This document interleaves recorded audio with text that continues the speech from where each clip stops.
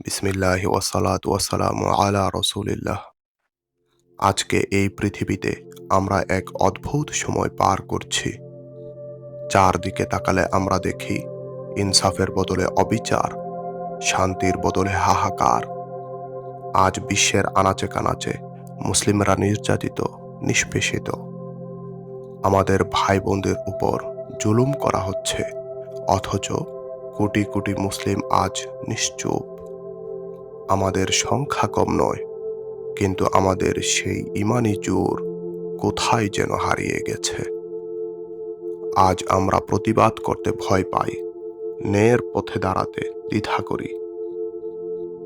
এর কারণ আমরা আমাদের শিকড় ভুলে গেছি আমাদের পূর্বপুরুষদের। তারা সেই মানুষ ছিলেন যারা তপ্ত মরুভূমিতে বুকের উপর পাথর সয়েও বলেছিলেন, আহাদ, আহাদ।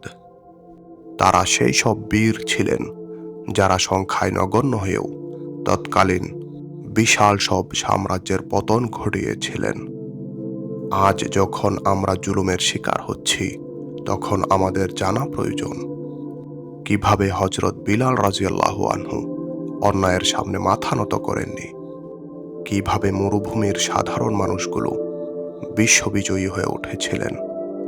তাদের জীবনের পরতে পরতে লুকিয়ে আছে বর্তমানের সেই অন্ধকার থেকে উত্তরণের পথ। আসুন সাহাবীদের জীবন থেকে সেই হারানো সাহস আর তেজ সংগ্রহ করি, নিজেদের ভেতরের ঈমানি শক্তিকে জাগ্রত করি। চলুন আজ আমরা এক মহান সাহাবীর জীবনের কথা শুনি এবং নিজের জীবনের মোড় ঘুরিয়ে দেই। উমায়ের ইবনে ওয়াহাব, যার সম্পর্কে হযরত উমর ইবনুল খাত্তাব রাদিয়াল্লাহু আনহু বলেন, উমায়ের ইবনে ওয়াহাব ইসলাম গ্রহণের পর আমার কাছে কোনো কোনো পুত্রের চেয়েও বেশি প্রিয় হয়ে গেছে।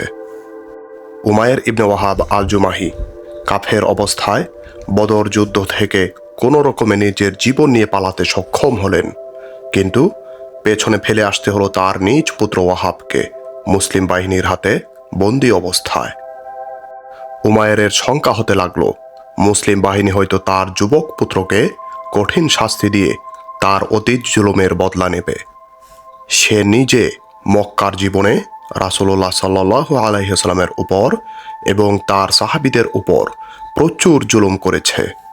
কোনো এক দুপুরে উমায়ের বাইতুল্লাহ শরীফে গেলেন কাবা তাওয়াফ করা এবং দেবদেবীর শুভ দৃষ্টি কামনার উদ্দেশ্যে।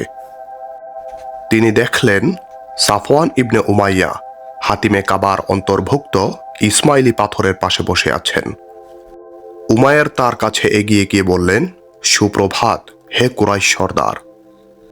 সাফওয়ান বললেন, সুপ্রভাত আবু ওয়াহাব, এসো দুদণ্ড বসে একটু সুখ দুঃখের কথা বলি।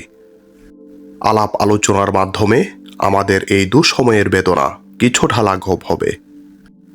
উমায়ের বসে পড়লেন সাফওয়ানের সম্মুখে।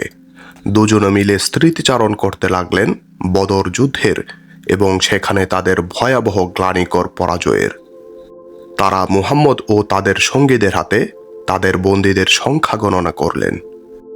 তারা সেই সব নিহত কুরাইশি নেতাদের স্মরণে বেদনায় শিউরে উঠলেন, যাদেরকে মুসলিম সৈনিকদের তরবারি নিষ্ঠুরভাবে হত্যা করেছে, এবং প্রাচীনকালের কালিব জলাশয়ের গভীরতা যাদের লাশ দিয়ে ভরাট করা হয়েছে। এরপর সাফওয়ান ইবনে উমাইয়া হতাশার দীর্ঘ নিঃশ্বাস ছেড়ে টেনে টেনে বললেন, আল্লাহর কসম, এই সব নেতাকে হারিয়ে আর মুসলিম বাহিনীর হাতে আমাদের যুবক সন্তানদের বন্দি রেখে এভাবে কাপুরুষের মতো বেঁচে থাকার মধ্যে কোনো গৌরব নেই। উমায়ের বললেন, সত্যি, তুমি একেবারে যথার্থ কথাটি বলেছ।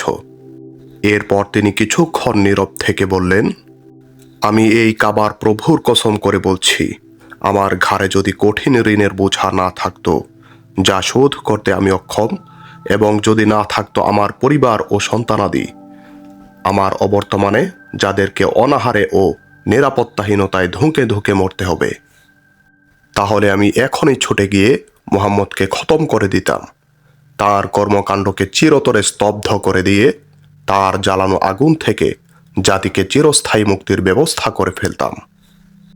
এরপর চুপি চুপি বলার মতো মৃদু আওয়াজে বললেন, তাছাড়া ওদের হাতে আমার পুত্র বন্দী থাকার কারণে আমার মদিনায় যাত্রা কারো মনে ভিন্ন কোনো সন্দেহ জাগবে না। সকলেই ভাববে পুত্রকে মুক্ত করার জন্যই এসেছে। সাফওয়ান ইবনে উমাইয়া উমায়ের ইবনে ওয়াহাবের কথাকে গণ্য করলেন এক সোনালী সুযোগ হিসাবে। তিনি চাইলেন না এই সুযোগ হাতছাড়া হোক। ফলে রাজ্যের আগ্রহ কণ্ঠে ঢেলে তিনি বললেন, ওহে উমায়ের, তোমার সকল ঋণের দায় দায়িত্ব তুমি আমার উপর ছেড়ে দাও। আমার উপর আস্থা রাখো। আমি তোমাকে কথা দিচ্ছি, তোমার সকল ঋণ আমি পরিশোধ করে দেব। আর তোমার পরিবারবর্গের ব্যাপারে আমার ওয়াদা রইল, আজ থেকে যতদিন আমি বাঁচব এবং তারা বেঁচে থাকবে, ওরা আমার ওই পরিবারের অংশ হয়ে থাকবে। তোমার চিন্তার কিছু নেই। আমার অঢেল সম্পদ তাদের জীবনের জন্য যথেষ্ট হবে। তাদের আরামদায়ক জীবন ও স্বাচ্ছন্দ্যপূর্ণ জীবিকার ব্যবস্থা নিশ্চিত করবে। আমি তোমার সকল দুশ্চিন্তা ও আশঙ্কার ভার নিজ কাঁধে তুলে নিলাম। উমায়ের বললেন, তাহলে কথা এটাই ঠিক রইল। তোমার আর আমার এই চুক্তির কথা গোপন রেখো, কেউ যেন একথা জানতে না পারে। সাফওয়ান বললেন, কথা দিলাম, এ কথা কেউই জানতে পারবে না। উমায়ের বাইতুল্লাহ থেকে নিজ বাড়ির উদ্দেশ্যে বেরিয়ে পড়লেন। মুহাম্মদ সাল্লাল্লাহু আলাইহি ওয়াসাল্লামের বিরুদ্ধে তার অন্তরে জ্বলতে থাকা প্রতিশোধের আগুন আজকের আলোচনায় দ্বিগুণ উত্তাপ ছড়াতে থাকল। নিজ সংকল্প বাস্তবায়নের উদ্দেশ্যে প্রস্তুতি গ্রহণ শুরু করলেন। তার এই মদিনার সফরকে সেখানের কারোর সন্দেহ করার আশঙ্কাও নেই, কারণ মুসলিমদের হাতে বন্দীদের মুক্ত করার জন্য তাদের আত্মীয় স্বজনদের মদিনায় আসা যাওয়ার ধারা চালু ছিল। উমায়ের ইবনে ওয়াহাবের নির্দেশে তার তরবারি আরও শানিত করা হলো এবং তাতে মাখানো হলো বিষ। বাহন প্রস্তুত করে তার সম্মুখে হাজির করা হলে তিনি চড়ে বসলেন তার পিঠে। হত্যার গোপন পরিকল্পনা আর হিংসার আগুন বুকে নিয়ে তিনি রওনা দিলেন মদিনার অভিমুখে। উমায়ের পৌঁছে গেলেন মদিনায়। রাসূলকে খোঁজার উদ্দেশ্যে মসজিদ নববীর দিকে এগিয়ে গেলেন। মসজিদের গেটের কাছে পৌঁছার পর তিনি বসিয়ে দিলেন তার বাহন, নেমে পড়লেন উটের পিঠ থেকে। ঠিক সেই মুহূর্তে উমর ইবনুল খাত্তাব রাদিয়াল্লাহু আনহু কয়েকজন সাহাবীর সঙ্গে মসজিদে নববীর সদর দরজায় বসেছিলেন।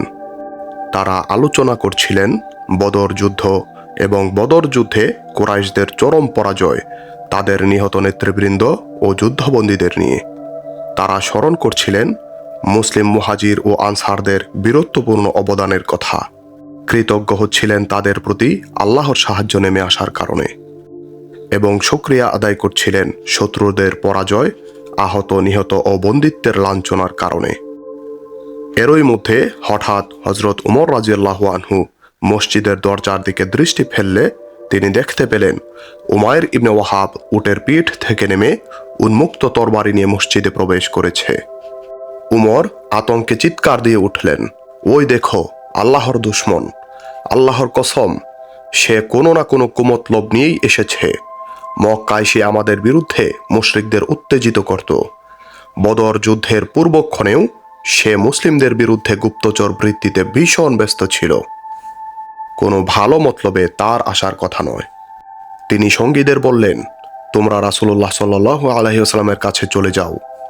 চতুর্দিক থেকে তাকে ঘিরে রেখো, তার নিরাপত্তা জোরদার করো, সর্বোচ্চ সতর্ক থাকো, এই কুচক্রী শয়তানটা যেন কোনো দুর্ঘটনা ঘটাতে না পারে। ওমর রাদিয়াল্লাহু আনহু নিজে দৌড়ে গেলেন রাসূলুল্লাহ সাল্লাল্লাহু আলাইহি ওয়াসাল্লামের কাছে। বললেন, ইয়া রাসূলুল্লাহ, আল্লাহর দুশমন উমায়ের ইবনে ওয়াহাব নাঙ্গা তরবারি নিয়ে মসজিদে প্রবেশ করেছে। সে অবশ্যই কোনো কুমতলব নিয়ে এসেছে। রাসূলুল্লাহ সাল্লাল্লাহু আলাইহি ওয়াসাল্লাম বললেন, ওকে আমার কাছে নিয়ে এসো। হযরত উমর ফারুক রাদিয়াল্লাহু আনহু ছুটে গেলেন উমায়ের ইবনে ওয়াহাবের নিকট। তার জামার কলার চেপে ধরে তরবারির খাপ গলায় রশির মতো পেঁচিয়ে তাকে রাসূলের সামনে হাজির করলেন। রাসূল সাল্লাল্লাহু আলাইহি ওয়াসাল্লাম এই অবস্থা দেখে হযরত উমরকে নির্দেশ দিলেন, উমর, তাকে ছেড়ে দাও।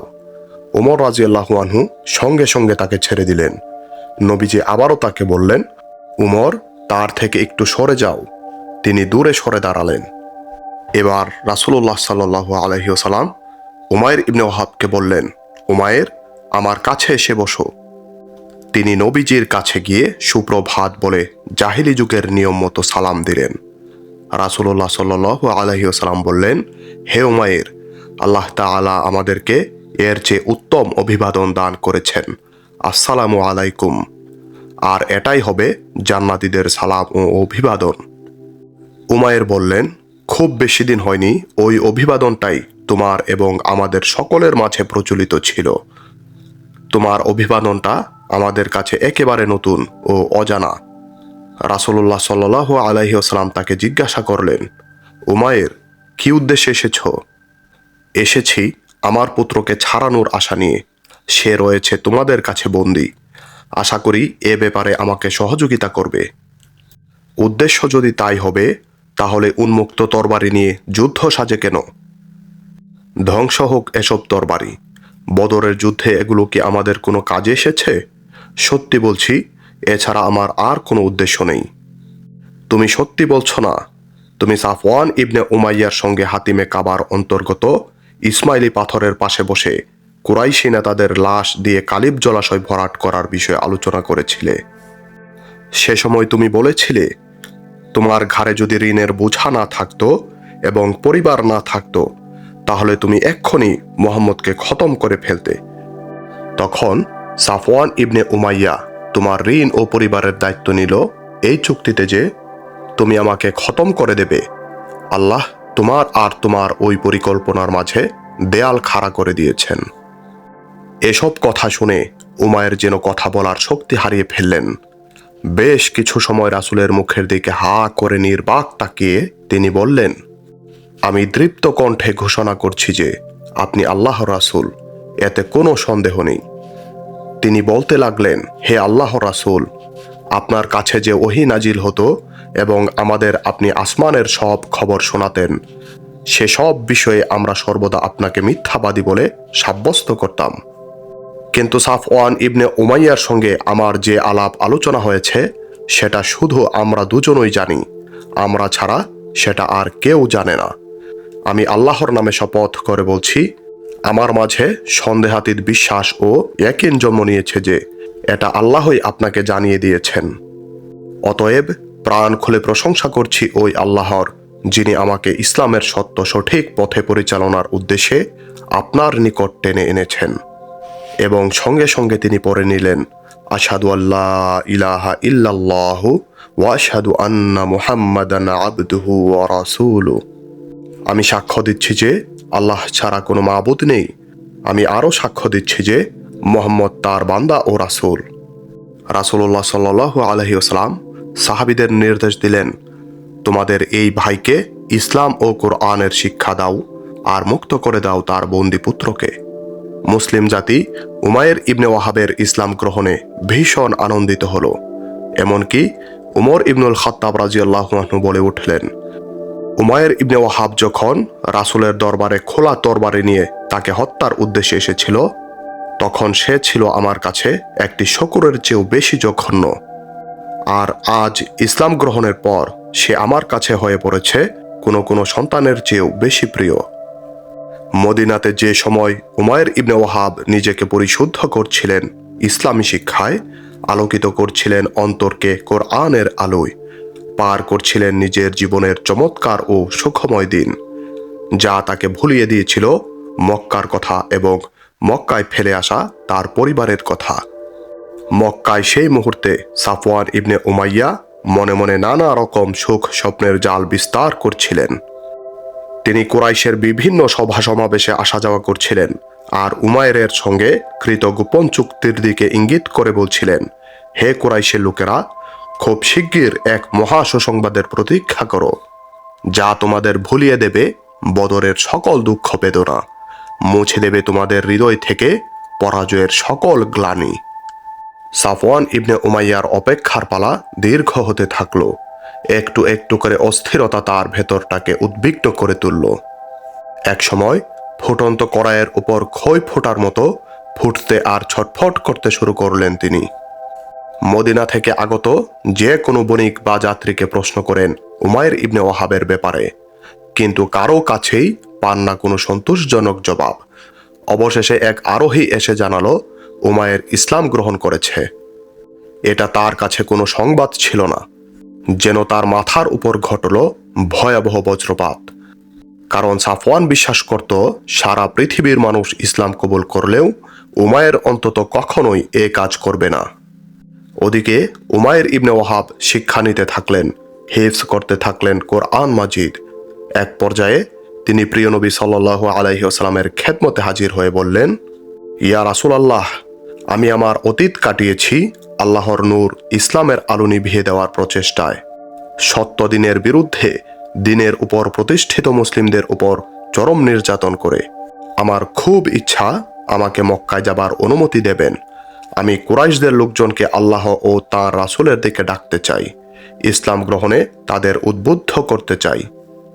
যদি তারা আমার দাওয়াত কবুল করে নেয় তাহলে তো খুবই ভালো, আর যদি প্রত্যাখ্যান করে তাহলে তাদের উপর সেভাবেই নির্যাতন করব যেভাবে করতাম আল্লাহর রাসূলের সাহাবীদের উপর। রাসূলুল্লাহ সাল্লাল্লাহু আলাইহি ওয়াসাল্লাম তাকে অনুমতি প্রদান করলে তিনি মক্কায় এসে পড়লেন। হাজির হলেন সাফওয়ান ইবনে উমায়ের এর গৃহে। তাকে বললেন, হে সাফওয়ান, তুমি মক্কার একজন প্রসিদ্ধ নেতা, তুমি কুরাইশের অন্যতম সেরা জ্ঞানী ও বুদ্ধিজীবী। তুমি একটু চিন্তা করে দেখো তো, এই যে তুমি তোমার পাথরের দেবদেবীর পূজা করো এবং ওই সব নিষ্প্রাণ মূর্তির উদ্দেশ্যে কুরবানি করে থাকো, বুদ্ধি বিবেকের বিচারে এটা কি দিন, ধর্ম হওয়ার যোগ্য? আমি চিন্তা ভাবনা করে সিদ্ধান্ত নিয়ে ফেলেছি, আমি দৃপ্ত শপথের ঘোষণা দিচ্ছি যে আল্লাহ ছাড়া ইবাদত ও আনুগত্যের উপযুক্ত আর কোনো মাবুদ নেই এবং মুহাম্মদ আল্লাহর প্রেরিত রাসূল। উমায়ের ইবনে ওয়াহাব মক্কায় একের পর এক মানুষকে আল্লাহর পথে ডাকতে থাকলেন। বহু মানুষ তার পবিত্র হাতে হাত রেখে ইসলামের কালিমা পড়ে জান্নাতি কাফেলায় শামিল হলো। হে আল্লাহ, উমায়ের ইবনে ওয়াহাবকে সীমাহীন পুরস্কারে ভূষিত করুন, তার কবরকে আপনার নূর ও রহমতে ভরপুর করে দিন। আমিন।